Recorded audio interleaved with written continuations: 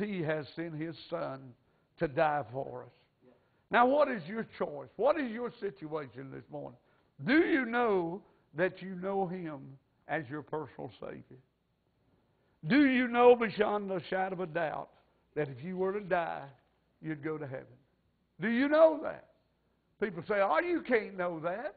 Don't tell me you can't. You can know your wife, you can know your husband, you can know your kids, and you can't know you're saved.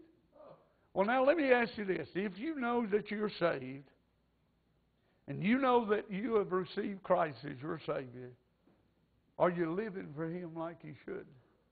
The challenge of this message this morning is, what claims does this man have on my life?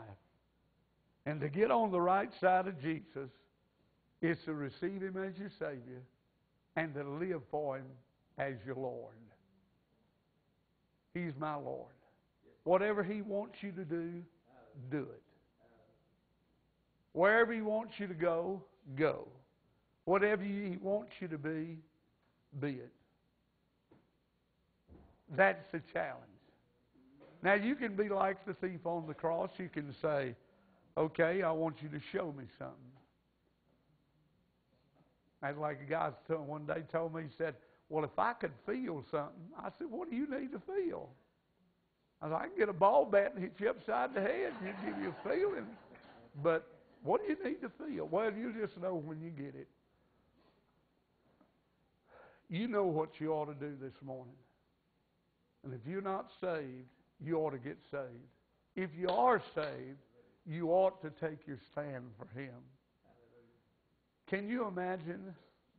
God hung the best He had on the cross before everybody. For you and for me. Now all He asks from us is give me your best. Just lay yourself on the altar. Say, here, Lord, here I am. That's all He asks. Would you stand with me and bow your head, please?